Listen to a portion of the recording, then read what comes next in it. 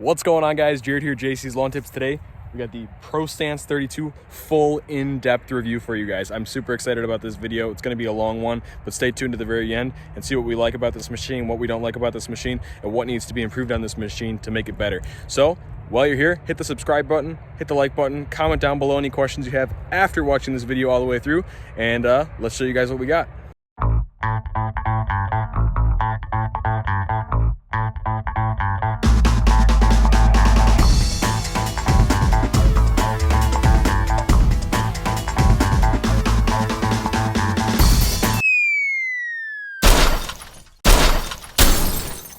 All right, you guys, here we have it, 2020 Gravely Pro Stance 32. Let's get right into this machine. So as you can see, Gravely redesigned the Pro Stance completely for 2020. You can see a completely new redesign. If you look at prior models, it changed a lot on the tower up there, a little bit out front, now adding this new 32-inch deck size. We're gonna get into all that, but for right now, let's start right at the front of the machine with these front casters. So what's great about these front casters is you got no flat tires, so you never have to worry about having flats on your front casters. These are solid rubber tires, so that's a really huge bonus that Gravely has standard on a lot of their commercial mowers, and I see a lot of like bigger name brands that are still running air tires in the front, so I'm not quite sure what the benefit of that would be, but I know that based on the mowers that we've ran, these no flat tires are awesome.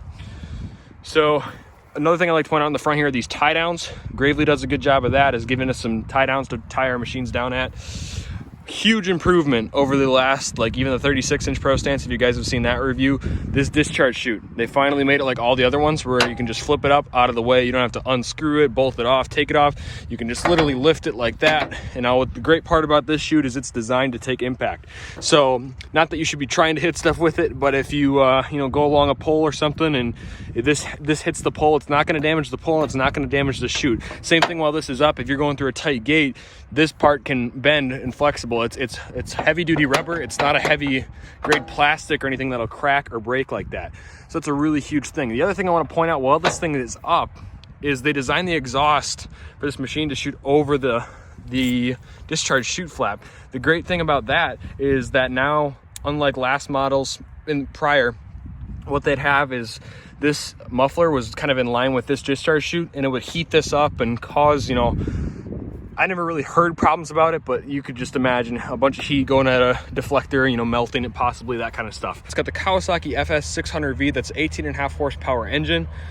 Underneath, you got the Hydro Gear ZT 3100 transaxles. The reason I want to point that out now is because your reservoir for filling that is right up here, and it's nice and out in the open and all that. As you can see, your gas gauge is up tucked back there a little bit higher, but we'll get to that in a minute here. 6-gallon fuel tank capacity on this machine. So as you can see here, if you're familiar with the last model Pro Stances, you're probably wondering what this is all for now. This is actually where you change the height of your deck. They got rid of the dial height of cut because they had issues with that over the years and stuff. I personally was a fan of it. I thought it worked pretty well, but I'm actually not disappointed with this pin system at all either. So what's great about the pin system, it's super simple, super self-explanatory. Wherever you put the pin is wherever it's gonna go. And they integrated the deck lockout into this thumb. So now all you have to do is pull back, let go of the thumb here, and your deck goes up and down. Now you're wondering, Jared, what happened to the foot pedal that was over there? Gravely did not get rid of the foot pedal. They put it right here. And at first I was hesitant about that. I'm like, I don't really like that it's on the right side. Everybody's used to the left side. But we can get used to this change. It's not a big deal. I kind of wish they would have kept it on the inside of the platform, but it is what it is. So that's nice. You can still feather the deck with your foot here. It's easier when you're standing on the machine and not behind it like me. But the issue that this arises though is that this piece clearly sticks out farther than the width of the machine. I don't know if you guys can see that.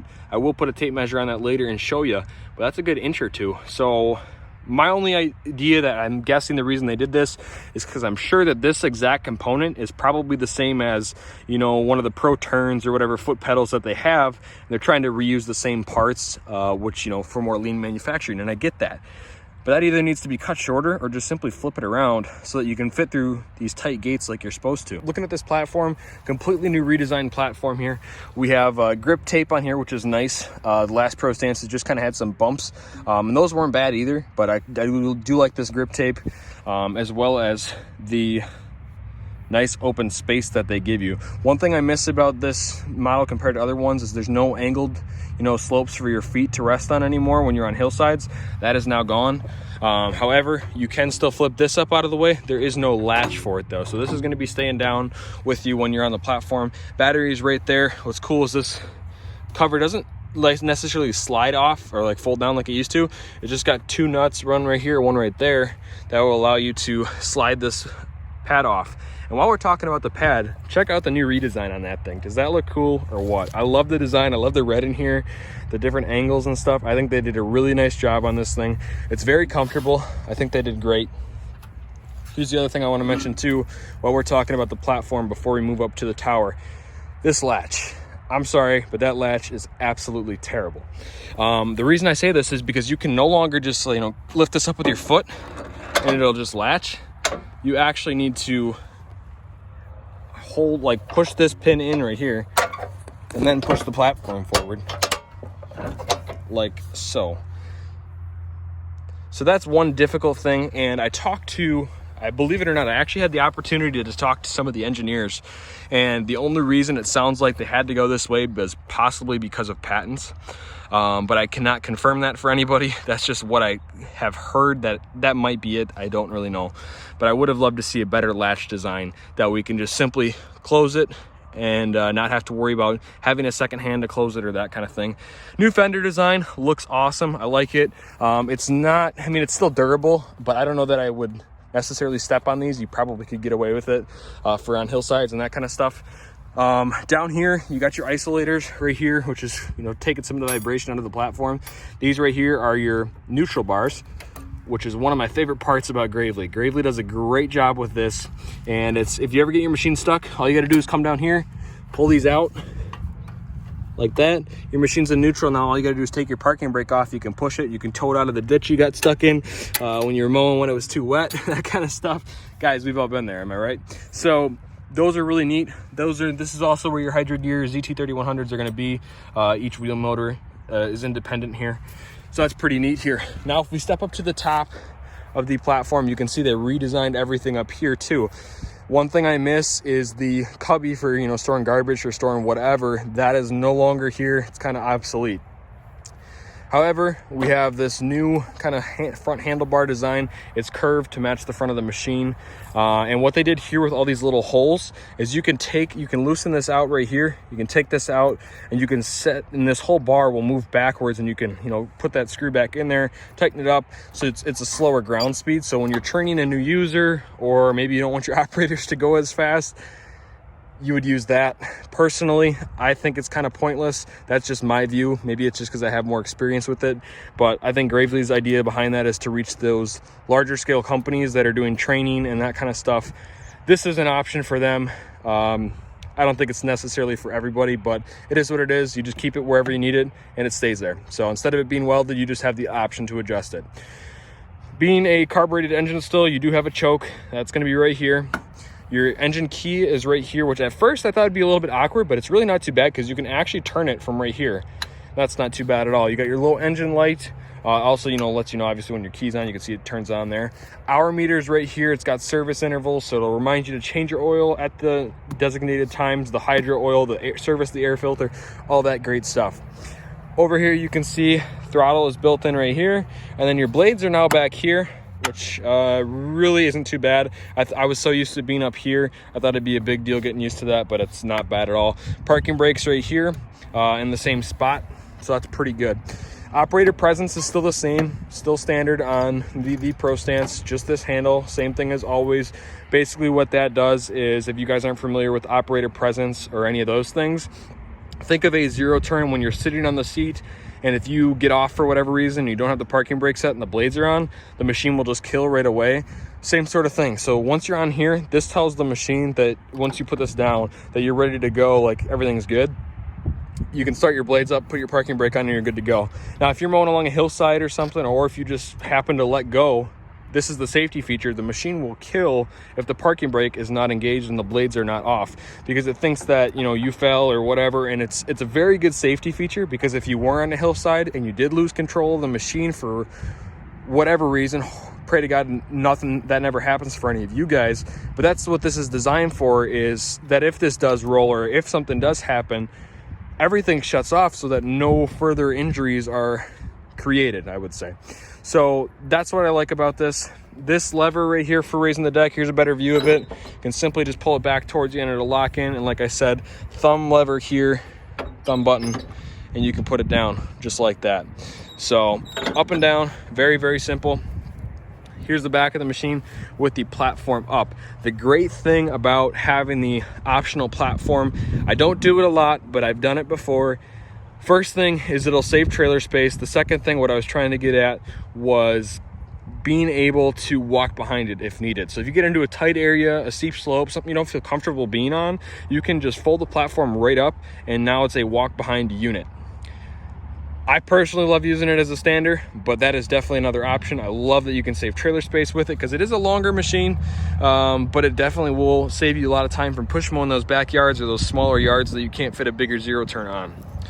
Right here is going to be your fill for your 6-gallon gas tank. The other thing I want to mention too about the gas tank is I pointed out earlier that that is where the gas gauge is, right up in there, and it's harder to see, right?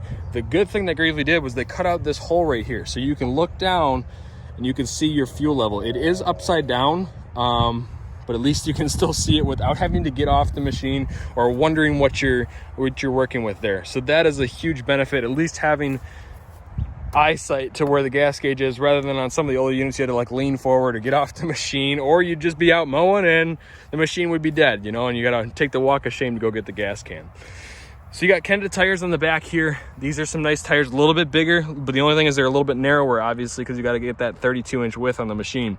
So the benefit of having the smaller tires to fit through the gates, the con of having the smaller tires is they're prone to rut up a little bit more, so you just got to be careful depending on your turf type. Up here in the Midwest, they might tear up a little bit more than they will down south with those sandy soils.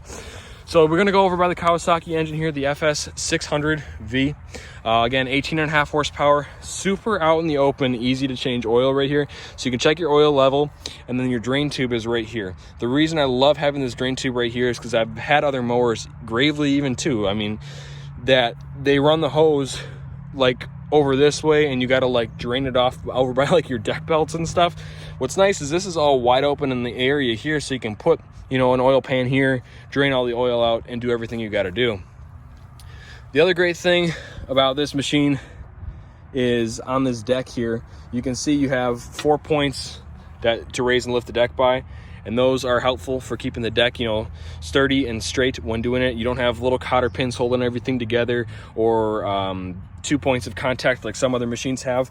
The great thing too is you see these little pulley covers that are, you know, preventing you from putting your hands there or getting debris in there and all that other stuff. There's no more like wing nuts like these, or that you'll have to like undo to get them off. What's great that Gravely did this year is they put automotive grommets on here, so you literally just have to pull up.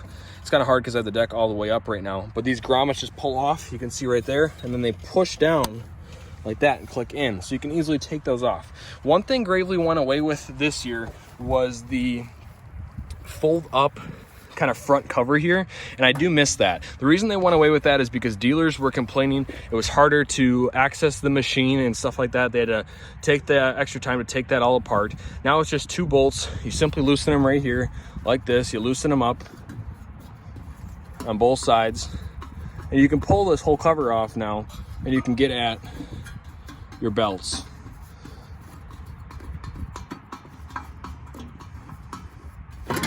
Just like so.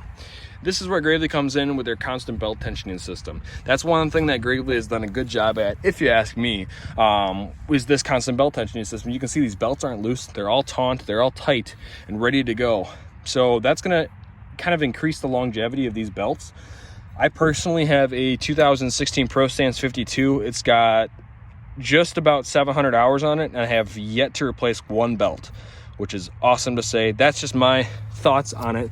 Now that I say that though, I'm sure I will blow a belt next week, but that's just how it goes. So this simply just goes back on here. You can screw these back on, and I'll do that here in a minute, but I want to keep talking about this machine to you guys because this is a very, very impressive, well thought out machine. Very few things that we need to improve on. Like I say, the first thing being is that foot pedal there, that needs to be improved. I'd love to see that gas gauge get raised up so you can see it a little bit more, or just have a better line of sight with that.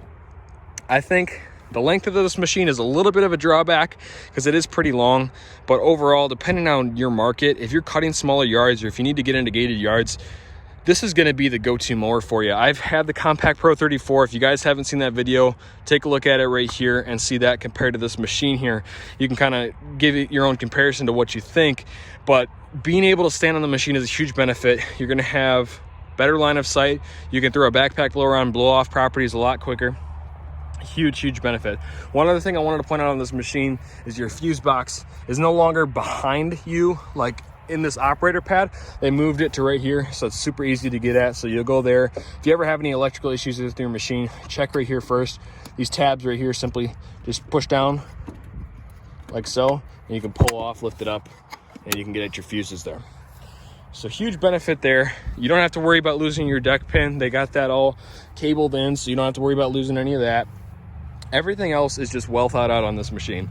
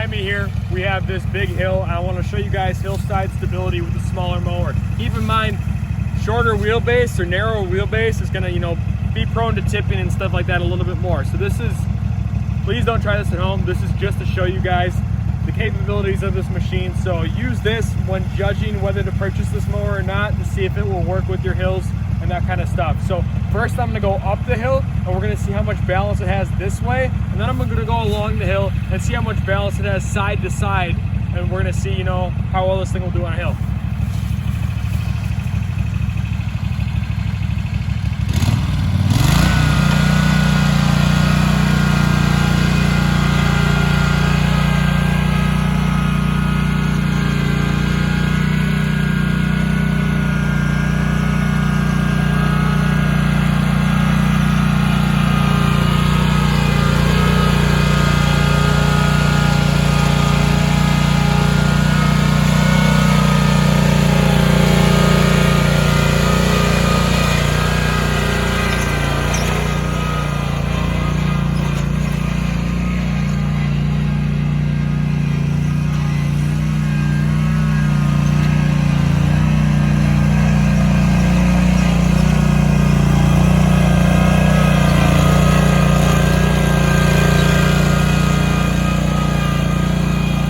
So a couple things I want to point out about that hillside experience.